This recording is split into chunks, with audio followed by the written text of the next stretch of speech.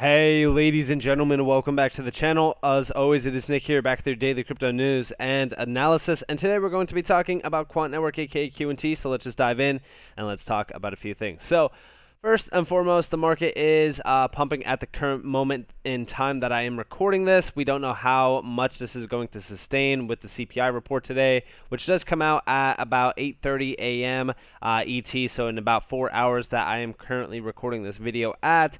By the time that you do see this, the CPI report probably already came out. Who knows exactly what happened with it, but all we know is the fact that Quant is still the number one mover, not only on the 24-hour span, but also on the 7-day span. So, we definitely have been, wow, okay, it just got passed up by SRM. I just know that in my last video that I was recording, it actually was the number one holder, but hey, it's all good. We are still up about almost 38% on the 7-day span, and on the 24-hour span, we are up about almost 4%. We were actually, moving up pretty quick just recently. I made a video on it, and exchanges like Binance were actually running out of tokens, which I thought was pretty insane. But it still looks like it's holding pretty strong. We have some nice trading volume coming in, about almost 20%, in fact, right now. When we really look at the holders tab, I don't know what we've seen just recently, but I know that we have been seeing some nice increases in this. So we kind of came up a little bit slightly. We're still seeing about like 200 holders a day, which, you love to see during a bear market. But let's dive in and let's talk about a few things. So I seen this video posted earlier. Now, this is talking more so about retail banks have nothing to fear from CBDCs, as Gilbert Verdian explained. So listen closely to this.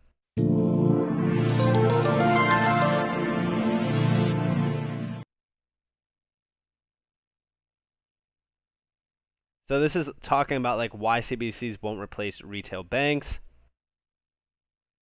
CBDCs are here. I don't think anyone can argue against that. What we're seeing is a practical policy-led view of CBDCs, and every jurisdiction has different requirements. Some jurisdictions only want wholesale CBDCs, some want retail, and completely agree. The bank does not want consumers and businesses to call them and ask them about a payment delay or some issue. Central banks are just not geared up for that. HMG is not geared up for that, and that relationship always has to stay, with the banks and the consumer. And yeah, I mean, I honestly don't see, CBDCs replacing traditional banking. What I actually look at it's more of like a complementary, sort of aspect. Like CBDCs will actually help streamline a lot of processes. It will actually help build on top of the, original frameworks that we have, all while still disrupting and unlocking efficiencies around that sector. So I have been for the longest time, saying like retail CBDCs, I don't support them. I still don't support them, honestly. But I do, like wholesale CBDCs. And, when we talk about that, like, is that going to kill central banks? Is it going to kill, like the main players in the game? Not necessarily. I think that a lot of people have like this ill-perceived, notion around CBDCs. To me, it's just more so like building on top of the original framework that we have, all while, again, disrupting the core technology around it. And also over here, we do see more commercial stablecoins continue to be launched. A new pound token backed one-to-one with the GBP, was just announced in City AM by Editor Parkin. And we also see down here, like, this development is yet another proof point in the future. We envision a diverse ecosystem where cryptocurrencies, commercial stablecoin, and CBDCs, each with a unique purpose to store and exchange value, become ubiquitous. And yeah, I mean, it's funny, like, Quant to me has been, after time and time again, disrupting many standards. Like, they have been creating standards around a lot of things. Like, they first started talking about like the case for commercial stablecoins back in May, when like the Luna situation happened. We've talked about this slightly. Like, I do think that when we are talking about like backed stablecoins, I think that commercial stablecoins are something to really kind of focus on. We do see over here privately issued digital currencies backed by fiat or commodities will become an essential counterpoint to CBDCs issued by regulated private companies, financial institutions, and banks. Many are already live. And yeah, I mean, like when we look at commercial stablecoins, Quant is already ahead of the game. And I think that it's something interesting. Like we do see down here, like they're talking about like the momentum growing amongst enterprises. Like Volvo, the car company, for example, is utilizing its trading tokens to function as e-money to facilitate payment for logistics and business services between participants in the ecosystem. Commercial stablecoins for private enterprises is most likely to gain traction and volume for the flow of business-to-business payments and in trade financing. However, another use case could be, for intercompany payments on private permission ledgers at multinational enterprises. Internal corporate entities could adopt a stablecoin backed by fiat deposits for intercompany loans, FX, and for netting to lower the cost of booking transactions between subsidiaries.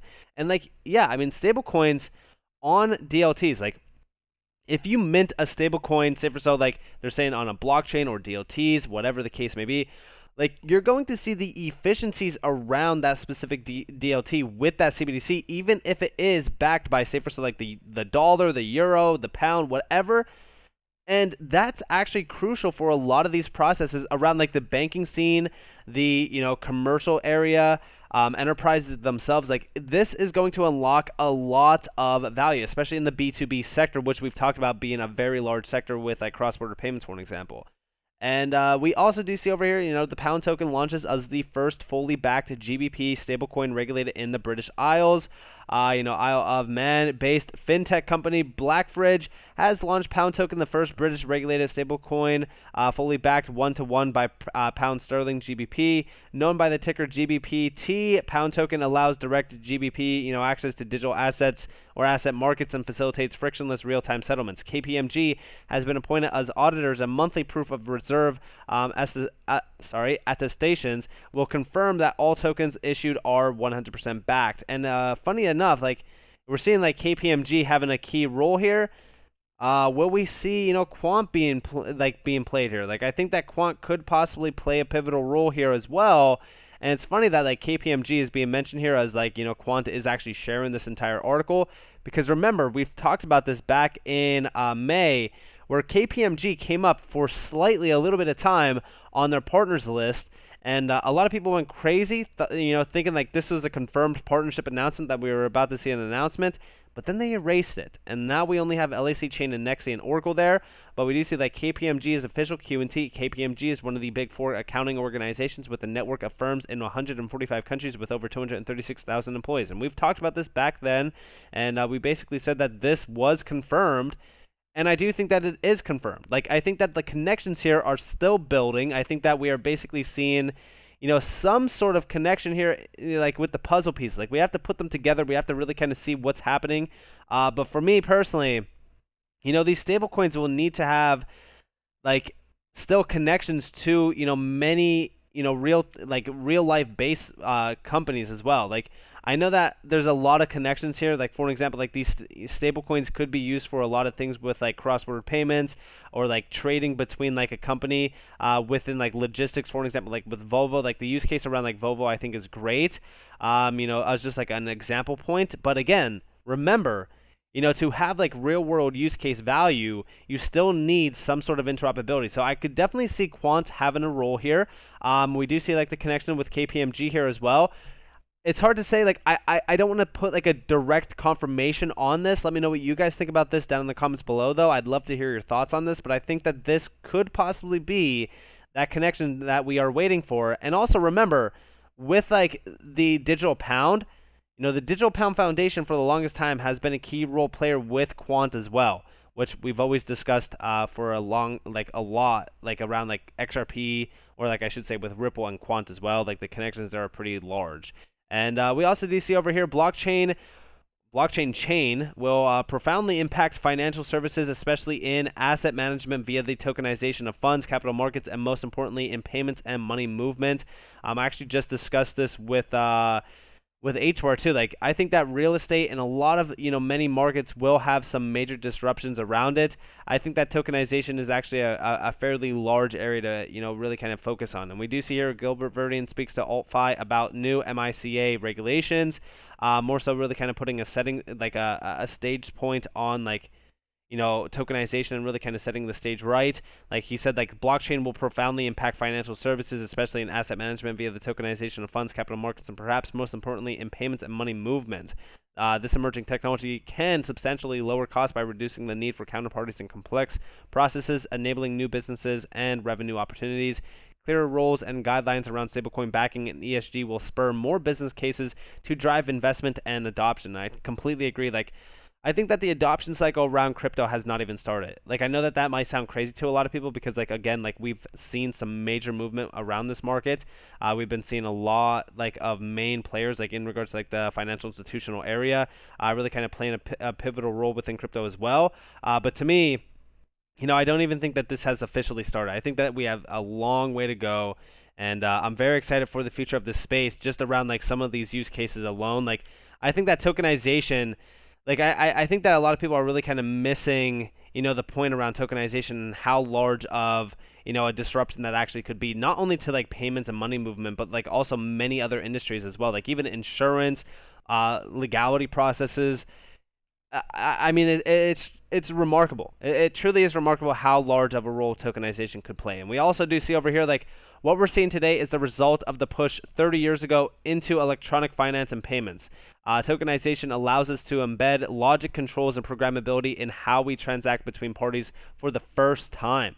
It also unlocks like fractionalized ownership around like investment opportunities. It also unlocks like the idea of like some individual, for example, like me or you, being in control of our identity, our data for the first time in the history of, again, like the internet.